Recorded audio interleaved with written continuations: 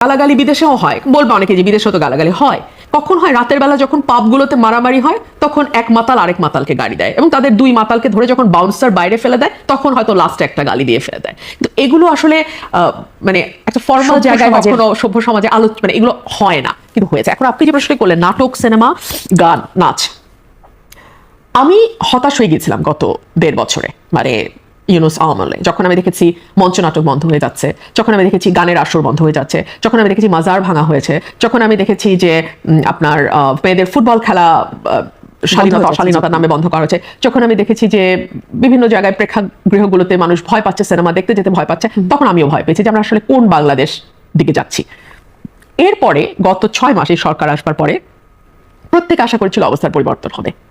এমনকি বাংলাদেশের চলচ্চিত্র সেন্সর বোর্ড যে সিনেমাটাকে রিলিজ করেছে, 13 বছর হলে আপনি সিনেমাটা দেখতে পারেন, বনলতা এক্সপ্রেসের কথা আমি বলছি, সেটা নিয়ে ব্রাহ্মণবাড়িয়াতে আমাকে মানববন্ধন করতে হচ্ছে। তারপরেও কিন্তু সিনেমাটা সেখানে সম্প্রচারিত হয়নি। সম্প্রচারিত হয়েছে ফরচুনেটলি। এটা কোনো ব্রাহ্মণবাড়িয়া কিন্তু কোনো প্রেক্ষাগৃহ না, ওটা ভেঙে ফেলেছে মৌলবাদীর আগেই। হ্যাঁ, সো ওটা একটা স্টুডেন্টদের প্রাইভেট উদ্যোগ ছিল, মাঠে করবে, পরের দিন ওরা মাঠে করতে পেরেছে, মানে ইটস এ গুড নিউজ যেটা পেরেছে, কিন্তু তার জন্য আমাকে রাস্তায় দাঁড়াতে হয়েছে। এবং সরকার আটগাড়ি পুলিশ পাঠিয়ে সিনেমা বন্ধের পক্ষে কাজ করেছে। আপনি চিন্তা করেন, সরকার আটগাড়ি পুলিশ পাঠিয়ে সিনেমাটা যাতে প্রদর্শিত না হয় সেই ব্যবস্থা করেছে। এরপরে আপনি আসেন মেয়েদের উপর মরাল পুলিশিং, কিছুটা হয়তো কমেছে, কিন্তু কতটা কমেছে? আমি বললাম না যে মানুষের আওয়াজ শোনা কিন্তু এখন খুব কঠিন কিছু না। আপনি ফেসবুকে গেলে মানুষের আওয়াজ পাবেন।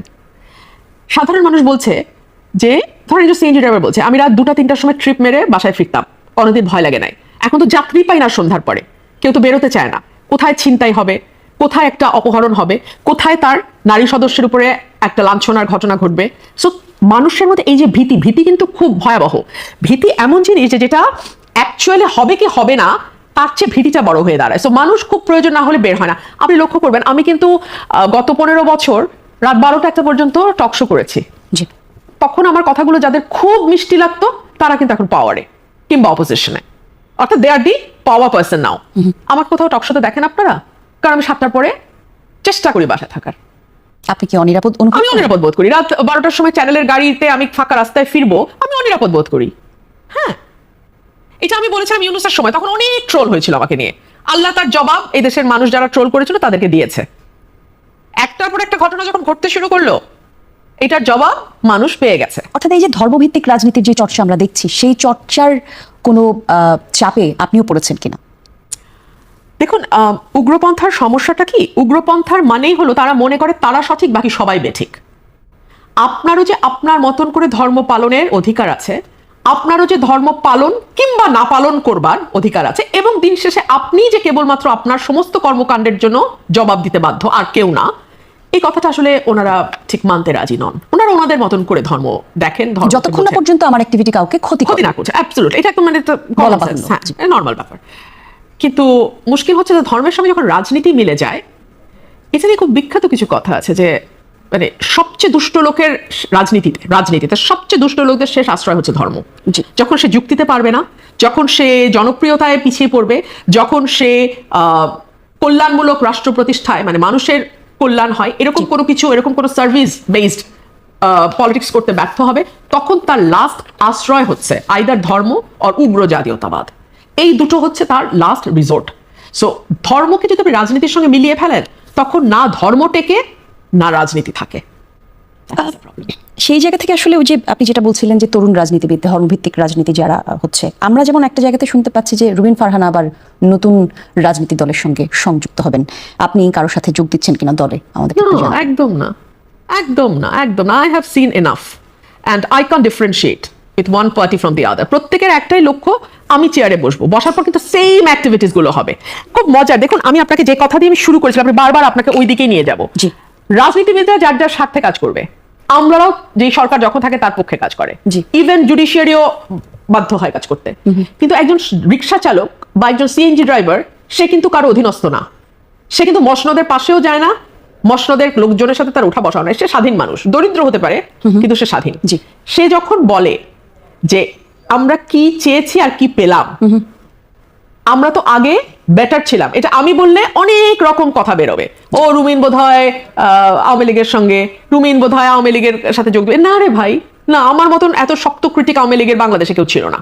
আমি খুব বিনীতভাবে মনে করি যে যুক্তি, তর্ক, তথ্য দিয়ে একেবারে পরিসংখ্যান দিয়ে টকশোতে কথা বলা, এটা আমার স্টাইল, এটা আমি শুরু করেছিলাম। এভাবে কেউ এরকম খাতা নিয়ে এসে বসে টকশো কখনো করে না। এটা নিয়ে বহু হাসাহাসি হয়েছে শুরুর দিকে, 13-14 সালে বহু হাসাহাসি হয়েছে, উনি খাতা বই নিয়ে এসে টকশো করে। হ্যাঁ, আমি খাতা বই নিয়ে এসে টকশো করেছিলাম এবং আমি একেবারে তথ্য বেসড কথা বলতাম, যে কারণে আমাকে আক্রমণ করার সুযোগটা কম ছিল, মানে উপায় ছিল না কি। তো সেই আওয়ামী লীগের সাথে আমাকে ট্যাগ ইন করার কোনো অর্থ নাই, কিন্তু আমি যা ফিল করি আমি দেখি ওই সিএনজিওয়ালাটাও একই রকম ফিল করে। আর আমি বললে আপনি ট্যাগ দিবেন, কিন্তু সিএনজিওয়ালাকে আপনি কি ট্যাগ দিবেন? সে তো মসনদে কোনোদিন ছিলও না, মসনদে কোনোদিন যাবেও না। তো ওই মানুষটার কথাকে তো আপনার ভ্যালু করতে হবে। তাহলে আপনার রাজনৈতিক ভবিষ্যৎ কি, মানে তাহলে আপনি কিভাবে রাজনীতি করবেন?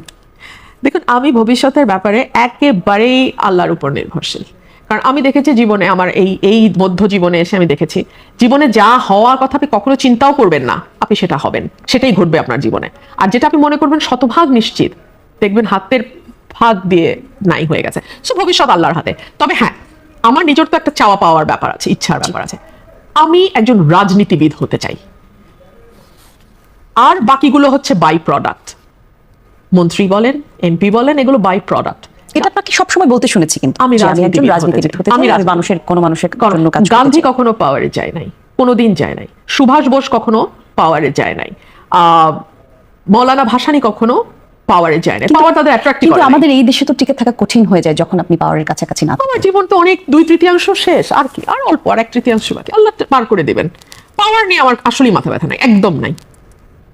সেক্ষেত্রে মানে আপনি যে রাজনীতিটা করছেন এখন, আসলে বলা হচ্ছে সরকার দলের ছাড়া বাকি যেই সংসদ সদস্য তারা আসলে বরাদ্দ, সরকারি বরাদ্দ এরকম ভাবে পাচ্ছে না। আপনি যে প্রতিশ্রুতিগুলো দিয়েছেন আপনার এলাকাতে, সেগুলো তাহলে কিভাবে পূরণ করবেন? কেমন পাচ্ছেন বরাদ্দ, সে বিষয়টা যদি একটু বলতেন। বরাদ্দ কম পাচ্ছি, বরাদ্দ প্রায় পাচ্ছি না, এবং ওই মন্ত্রণালয়ে ঘুরে মন্ত্রীদের হাতে পায়ে ধরে বোধহয় কিছু কাজটা জানা যায়, সেগুলো আসলে করছি না। হাতে পায়ে ধরা তো সম্ভব না, গিয়ে হয়তো বলতে পারি, বললে কতটুকু শুনবে মন্ত্রীরা আমি তাও জানি না। এসব কারা মন্ত্রী হচ্ছে দেখে কোনোদিন 15 বছরে দেখিও নাই। এদের সাথে যে আমার ম্যাক্সিমামের সাথে, সরি নট যে কাউকেই মন্ত্রীদের দেখি নাই, বাট ম্যাক্সিমাম মন্ত্রীকে আমি জীবনে দেখি নাই। সো এদের সাথে আবার পরিচিত হয়ে গিয়ে কথা বলাটা little difficult for me. So যাদেরকে কথা দিয়েছেন এলাকাতে, সেই প্রতিশ্রুতিগুলো কিভাবে তাদেরকে একটা বিষয় বুঝতে হবে যে অনেক সময় বৃহত্তর স্বার্থের দিকেও তাকাতে হয়। আমি যদি সাধারণ মানুষের কথা না বলি, পার্লামেন্টের একটা মানুষ আপনি পাবেন না, কেউ বলছে না, মানে আমি চুপ থেকে রেখেছি যে কেউ বলে কিনা, না কেউ বলছে না। এনসিপি মাঝে মধ্যে 2-1টা কথা বলার চেষ্টা করে, বাট এর বাইরে কেউ বলছে না। হ্যাঁ, সো আমাকে বলতে হবে, এতে সরকারি বরাদ্দ আসুক বা না আসুক, আর মানুষের হাতে সব হিসাব থাকে, মানুষ দিন শেষে হিসাব করে ফেলে। কারণ কিছু না দিয়েও তো আমাকে কিছু দিতেই হবে। একজন চোর এমপি কতটুকু কাজ করে, আর আমি তো আমার পুরোটা দিয়ে কাজ করছি। সো কিছু না হলেও তো কিছু হয়। মানুষ কিন্তু, আমার দেশের মানুষ অল্পতে তুষ্ট, এবং তারা বুঝতে পারে যে আমার চেষ্টা আছে কিনা। ধন্যবাদ। আমরা আবার একটা বিরতি নিয়ে ফিরছি। সময় আমাদের কাছে খুব বেশি নেই, কিন্তু যে বিষয় নিয়ে কথা না বলে আপনাকে আজকে ছাড়তে চাই না, সে বিষয়টি হচ্ছে আওয়ামী লীগের পুনর্বাসন এবং শেখ হাসিনার দেশে ফেরা। আপনি কি মনে করেন, যে কথা আমরা শুনছি তিনি দেশে ফিরবেন ডিসেম্বরে, আপনার কাছে কি মনে হয় তিনি কি ফিরবেন কিনা? উনি ডিসেম্বরে ফিরবেন কিনা আমি জানি না, তবে আমি একজন রাজনৈতিক ক্ষুদ্র কর্মী হিসেবে যেটা বুঝি, উনি ফিরবেন, ফিরতেই হবে ওনাকে। ফিরতে হবে কয়েকটা কারণে। আপনি যদি একেবারে নিরপেক্ষভাবে দূর থেকে দাঁড়িয়ে ওনার অবস্থানটা চিন্তা করেন, ওনার পরিবারের একটা